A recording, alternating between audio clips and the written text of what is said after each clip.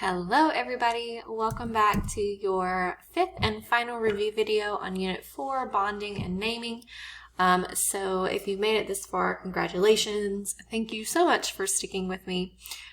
So at this point, we are almost done with this review and you guys should be well on your way to being prepared to take your Unit 4 assessment. Okay, so the last two things we're going to go over and just hit the high points of are your polyatomics and then naming your acids. Okay, so remember your polyatomic compounds are two or more elements that are combined to make one ion. And remember, ions are charged.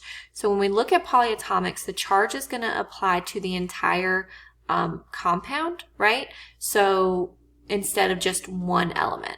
And this can be a cation or an anion. So it can be positive or negative. Well, how do you find the charges? And how do you know the names? Again, you're using your reference table. So those wonderful reference tables that have been your lifeline this entire class, you're going to pull that out and make sure you have it in front of you on this assessment.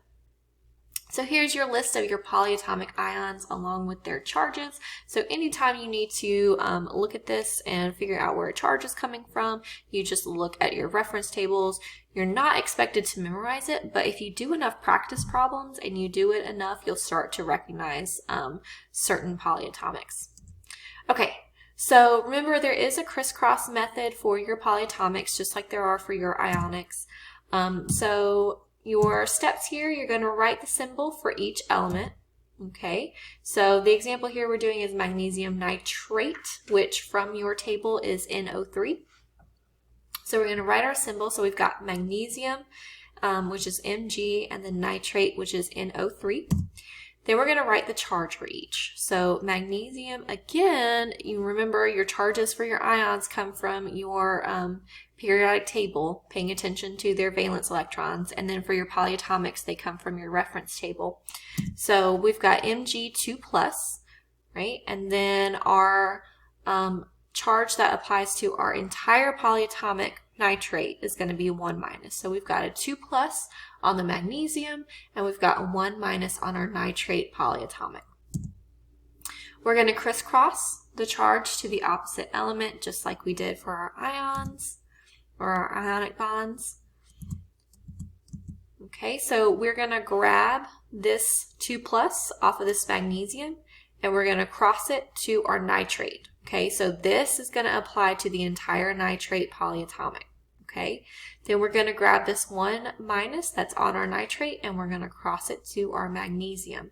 So what we're going to end up with is going to be Mg1, we don't write the 1, we just leave it as 1 magnesium, and then NO3, which is nitrate, which will be in parentheses, and then 2. So that means you've got 2 molecules of this polyatomic ion right here.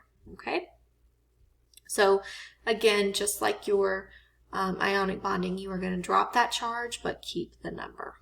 Okay, so crisscross method, the same as your ionic bonding. You are just making sure that the charge that you're using for your polyatomic is applying to the entire polyatomic ion and not just like the oxygen or not just the nitrogen here. Okay, so here it says provide the name of the polyatomic ion.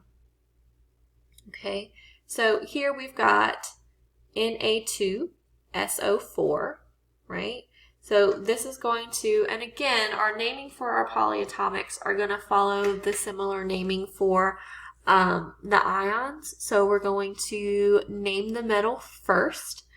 Okay, we're going to name the metal first, and then we are going to determine what the polyatomic is. Okay, so that sodium is our first one. So we've got 2 molecules of sodium here. We're going to keep the sodium because that is our metallic name.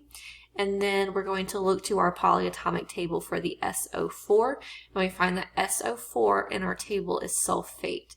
So your answer here is going to be sodium sulfate. Okay. And here it says provide the formula for copper 2 sulfate. Okay, so we already know that sulfate is SO4, and then we've got copper 2, right, which means that there is a 2 charge on our copper. So we've got CuSO4 here. And why is it CuSO4? Where the SO4 comes from the sulfate, which comes from your polyatomic ions. If you take a look at your reference table, the sulfate SO4, so the total, so the polyatomic ion has a charge of 2-, okay? So 2- for the sulfate, and so the copper has a 2+ charge, okay? So 2- for the sulfate, 2+ for the copper, all right? And then if there's a 2+ on the copper and a 2- on the sulfate, that means you only need one of each to create your neutral compound. So it's 1 atom of copper, 1 sulfate polyatomic ion. Okay, so you've got CuSO4. Now let's go on to naming our acids really quickly. So remember, if we're naming acids without oxygen, the binary acids contain hydrogen and an anion that ends in IDE. Okay, so if we're naming them without oxygen, we're looking always at an acid that has a hydrogen and then an anion ending in IDE. So when naming the acid, you just put the prefix hydro in front, and then you're going to change that IDE to an IC, so an ic acid. Right, so the ide can come from a chloride, a sulfide, any kind of anion that ends in IDE. We're going to put the hydro first, change the IDE to the IC, and then add the acid. So again, this is for acids that do not contain hydrogen, or do not contain oxygen, do not contain a polyatomic. Now, naming acids with oxygen is a little bit different. So it's a ternary acid if the anion has oxygen in it. Okay, the anion will either end in an ATE or an ITE, so it'll either end in an ate or an ite, again coming from your polyatomic reference table. If it ends in ate, you're going to change it to an ic. If it ends in ite, you're going to change it to an us. Okay, so chlorate becomes chloric, chlorite becomes chlorus, and so forth. And then again, if there's oxygen present, you do not use the hydro prefix. And this is a review of your lesson from yesterday because we just did naming acids. Okay, so let's do a couple of examples. Here we've got HCN. This one is a little bit special. Cyanide is not on your periodic table. Cyanide is actually a carbon bonded with nitrogen. But I wanted to show it to you just because there are some things like this out there that don't necessarily follow those step by step. So the H here is the hydrogen, and the C, the carbon is actually triple bonded to the nitrogen to give you cyanide. So the cyanide does end in an IDE, right? There is no oxygen here. So we are going to have the hydro, right? We're going to drop the IDE of the cyanide, right? And add the IC and the acid. So we're going to have hydrocyanic acid. So that is our the name of our acid here. Then we have H3PO4. Okay, so here we have our hydrogen that is bound to a phosphite, right? So, or a phosphate, I'm sorry. We have a hydrogen that's bound to a phosphate. And remember, there's an oxygen present, so we're not going to use that hydro prefix. We are going to drop that hydro prefix, and we're going to use our anion to determine the name of the acid. So we've got a phosphate.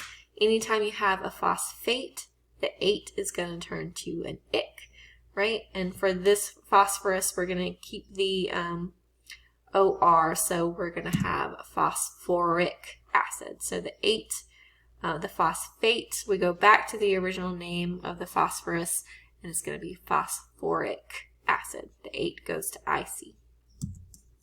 Okay, so that's it. That was a super quick rundown of pretty much the highlights of the main things that we hit in this unit. Obviously, if you have any questions, you can reach out. And make sure that you get these completed and uploaded to Canvas before you take your unit for assessment.